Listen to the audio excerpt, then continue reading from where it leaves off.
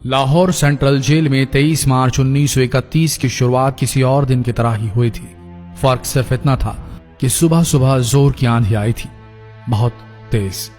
लेकिन जेल के कैदियों को थोड़ा अजीब सा लगा जब 4 बजे ही वार्डन चरत सिंह ने उनसे आकर कहा कि वो अपनी अपनी कोठरियों में चले जाएं। उन्होंने कारण नहीं बताया था।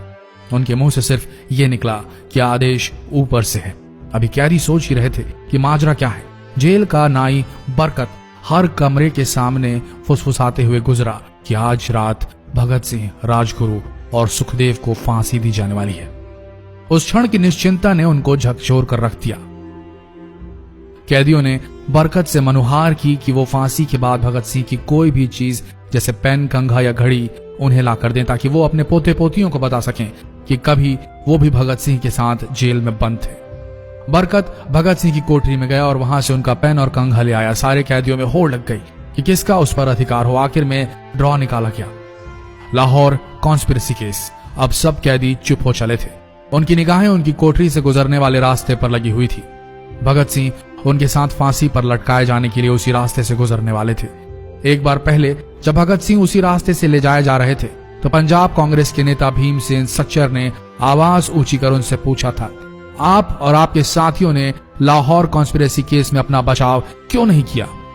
भगत सिंह का जवाब था, इनकलाबियों को मरना ही होता है क्योंकि उनके मरने से ही उनका अभियान मजबूत होता है, अदालत में अपील से नहीं। वार्डन चरत सिंह भगत सिंह के खैर ख्वाह थे और अपनी तरफ से जो कुछ बन पड़ता था उनके लिए किया करते थे। उनकी वजह से ही लाहौर की द्वारकादास लाइब्रेरी से भगत सिंह के लिए किताबें निकलकर जेल के अंदर आ पाती थी। भगत सिंह की जेल की जिंदगी काफी कठिन थी। किताबें पढ़ने का शौक हो चला था उन्हें कि एक बार उन्होंने अपने स्कूल के साथी जयदेव कपूर को लिखा था कि वो उनके लिए कार्ल लिब्नेख्त की मिलिट्रिज्म, लेनिन की लेफ्ट विंग कम्युनिज्म और ऑप्टन सिंक्लेयर का उपन्यास द स्पाई कुलबीर के जरिए भिजवाएं। भगत सिंह जेल की कठिन जिंदगी के आदी हो चले थे। उनकी कोठरी नंबर 14 का फर्श पक्का नहीं था, उस पर घास उगी हुई थी। कोठरी में बस इतनी ही जगह थी कि उनका 5 फुट 10 इंच का शरीर बमुश्किल उसमें लेट पाए। भगत सिंह को फांसी दिए जाने से 2 घंटे पहले उनके वकील प्राणनाथ मेहता उनसे मिलने पहुंचे। मेहता ने बाद में लिखा कि भगत सिंह अपनी छोटी सी कोठरी में पिंजड़े में बंद शेर की तरह चक्कर लगा रहे थे। इनकलाब जिंदाबाद। उन्होंने मुस्कुराकर मेहता को स्वागत किया और पूछा कि आप मेरी किताब रिवोल्यूशनरी लेनिन लाए या नहीं। जब मेहता ने उन्हें किताब दी तो वे उसे उसी समय पढ़ने लगे मानो उनके पास अब ज्यादा समय न बचा। मेहता ने उनसे पूछा कि क्या आप देश को कोई संदेश देना चाहेंगे? भगत सिंह ने किताब से अपना मुंह हटाए बगैर कहा, सिर्फ 2 संदेश, साम्राज्यवाद मुर्दाबाद और इनकलाब जिंदाबाद। इसके बाद भगत सिंह ने मेहता से कहा कि वो पंडित नेहरू और सुभाष चंद्र बोस को मेरा धन्यवाद पहुंचा दे जिन्होंने मेरे केस में गहरी रुचि ली थी। भगत सिंह से मिलने के बाद मेहता राजगुरु से मिलने उनकी कोठरी पहुंचे। राजगुरु के अंतिम शब्द थे, हम लोग जल्द मिलेंगे। सुखदेव ने मेहता को याद दिलाया कि वो उनकी मौत के बाद जेलर से वो कैरम बोर्ड ले लें जो उन्होंने उन्हें कुछ महीने पहले दिया था। मेहता के जाने के थोड़ी देर बाद जेल अधिकारियों ने तीनों क्रांतिकारियों को बता दिया कि उनको वक्त से 12 घंटे पहले ही फांसी दी जा रही है। अगले दिन सुबह 6 बजे की बजाय उन्हें उसी शाम 7 बजे फांसी पर चढ़ा दिया जाएगा। भगत सिंह मेहता द्वारा दी गई किताब के कुछ पन्ने ही पढ़ पाए थे। उनके मुंह से निकला, क्या आप मुझे इस किताब का एक अध्याय भी खत्म करने नहीं देंगे? भगत सिंह ने जेल के मुस्लिम सफाई कर्मचारी बेबे से अनुरोध किया कि वो उनके लिए उनको फांसी दिए जाने से 1 दिन पहले शाम को अपने घर से खाना जरूर लाएं। लेकिन बेबे भगत सिंह की इच्छा पूरी नहीं कर सके क्योंकि भगत सिंह को 12 घंटे पहले फांसी देने का फैसला ले लिया गया और बेबे जेल के गेट के अंदर ही नहीं घुस पाए। थोड़ी देर बाद तीनों क्रांतिकारियों को फांसी की तैयारी के लिए उनकी कोठरियों से बाहर निकाला गया। भगत सिंह, राजगुरु और सुखदेव ने अपने हाथ जोड़े और अपना प्रिय आजादी गीत गाने लगे।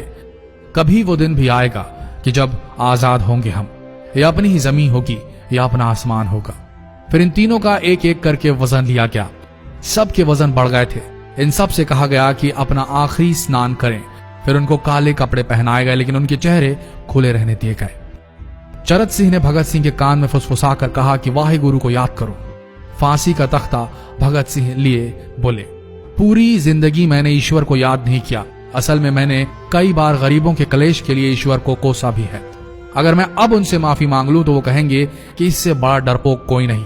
इसका अंत नजदीक आ रहा है, इसलिए ये माफी मांग रहा है। जैसे ही जेल की घड़ी ने 6 बजाया, कैदियों ने दूर से आती कुछ पद चांपें सुनी। उनके साथ भारी बूटों के जमीन पर पड़ने की आवाजें भी आ रही थी। साथ में एक गाने का भी दबा स्वर सुनाई दे रहा था, सरफरोशी की तमन्ना अब हमारे दिल में है। सभी को अचानक जोर जोर से इनकलाब जिंदाबाद और हिंदुस्तान आजाद हो किनारे सुनाई देने लगे। फांसी का तख्ता पुराना था, लेकिन फांसी देने वाला काफी तंदुरुस्त। फांसी देने के लिए मसीह जल्लाद को लाहौर के पास शाहदरा से बुलवाया गया था। भगत सिंह इन तीनों के बीच में खड़े थे। भगत सिंह अपनी मां को दिया गया वो वचन पूरा करना चाहते थे कि वो फांसी के तख्ते से इनकलाब जिंदाबाद का नारा लगाएंगे। लाहौर जिला कांग्रेस के सचिव पिंडी दास सोंधी का घर लाहौर सेंट्रल जेल से बिल्कुल लगा हुआ था।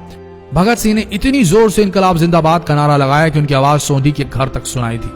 उनकी आवाज सुनते ही जेल के दूसरे कैदी भी नारे लगाने लगे। तीनों युवा क्रांतिकारियों के गले में फांसी की रस्सी डाल दी गई, उनके हाथ और पैर बांध दिए गए। तभी जल्लाद ने पूछा, सबसे पहले कौन जाएगा?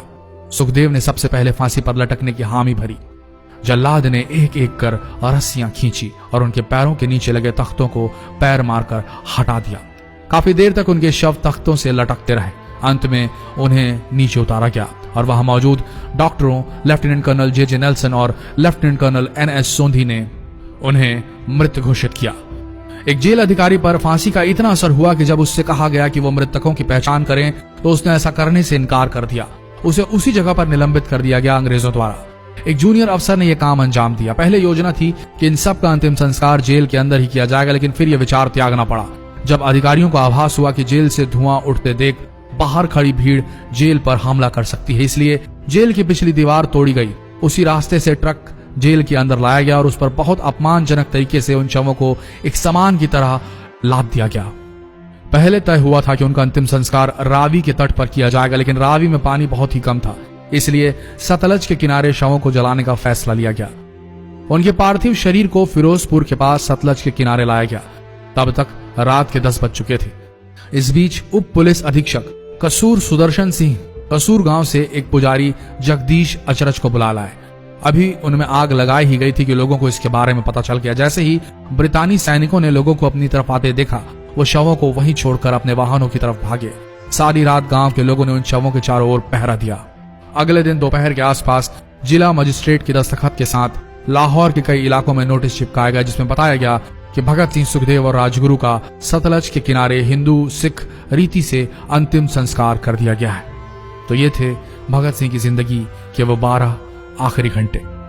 आशा करते हैं इस वीडियो में सुनाई गई ये कहानी आज युवा पीढ़ी के दिलों में मर चुके देशभक्ति को जगाने में कामयाब होंगे। जितना हो सके इस संदेश को पूरे देश में पहुंचाएं। इस वीडियो को शेयर करें फेसबुक पर, व्हाट्सएप पर, और हो सके तो इस पेज को फॉलो करें ताकि ऐसे ही वीडियोस आप तक सही समय पर पहुंच सके। मिलते हैं अगले वीडियो में, तब तक के लिए आप सबका धन्यवाद।